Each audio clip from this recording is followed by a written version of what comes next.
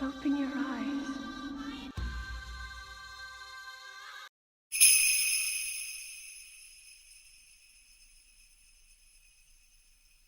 What is up, YouTube? It's Rsmario here, bringing you another Legend of Zelda Breath of the Wild video.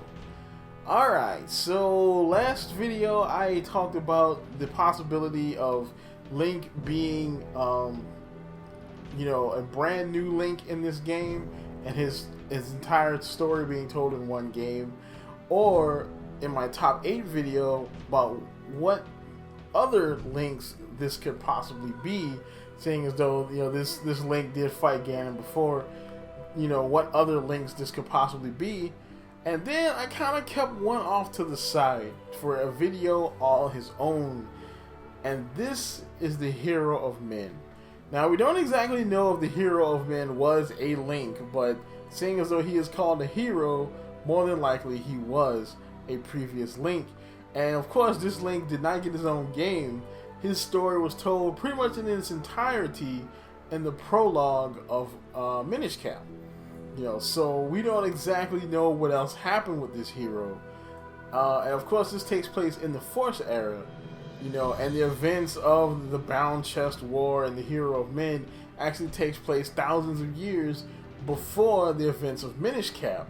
So there's definitely enough time to fit the events of Breath of the Wild into this game, and more than likely could be the reason why they put such a small time length on it, being 100 years. Why I say 100 years? Because look at Zelda. I mean, look at the things that have happened in Zelda. Usually they're hundreds of years, possibly thousands of years apart. This one only takes place about 100 years. So yeah, they could have done that to fit that into various areas on the timeline, and this area could totally fit. The area, I mean, just think about the story like this. The Hero of Men goes on and basically fights off the evil and seals the evil inside of the Bound Chest, ending the Bound Chest War, sealing it with the Picori Blade, and goes on to become a champion among men, so to speak.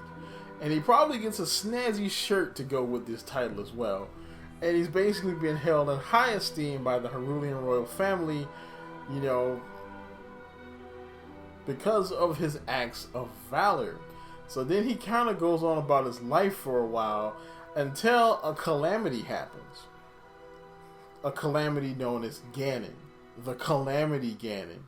Calamity Ganon basically attacks, and in his attack, Hyrule's greatest champion, the light of the nation, goes on to fight against him. Of course, he dies and he loses. Now, with their champion dead, everything's going to be ruined. They put him on ice and basically put him in the resurrection chamber to bring him back to life. So, because he's the only one who can stop Calamity Ganon.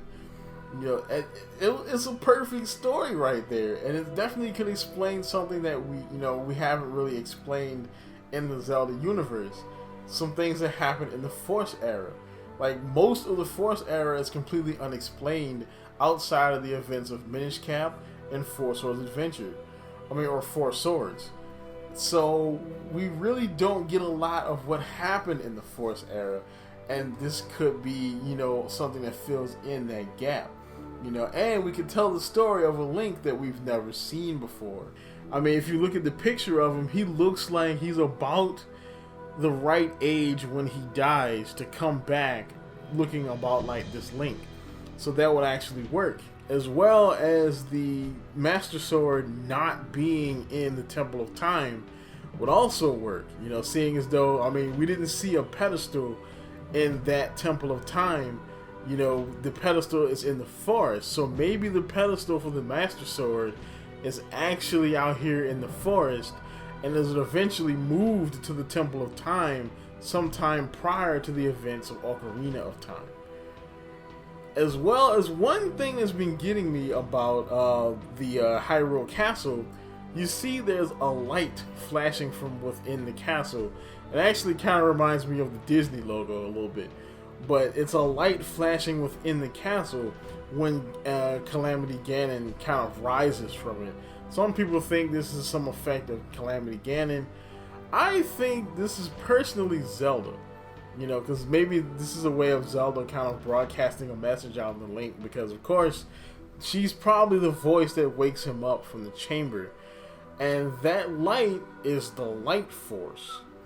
Of course, we know the light force is the Triforce of this game, seeing as though the Triforce really doesn't come into play again until around Ocarina of Time. So the light force could be the Triforce of this game. I'm not exactly sure if the Triforce has been mentioned yet, because I don't really remember all the stuff that happened at E3 outside the gameplay, because really it was just too much to take in. So I'm not really sure if anybody has mentioned the Triforce being in this game, even though usually when there's a game, when the Master Sword's involved, the Triforce is also there as well. But this could change that, because again, we're changing the conventions of Zelda.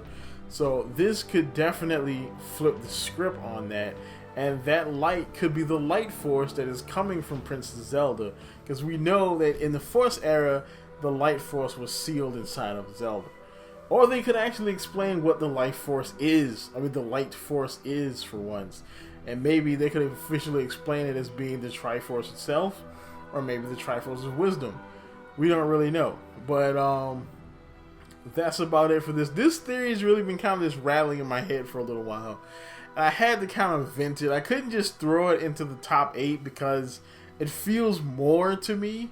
It feels like there's more here, so I made it its own video. But that's about it. I hope you enjoy my videos. Like, comment, subscribe, and as always, people, keep it real.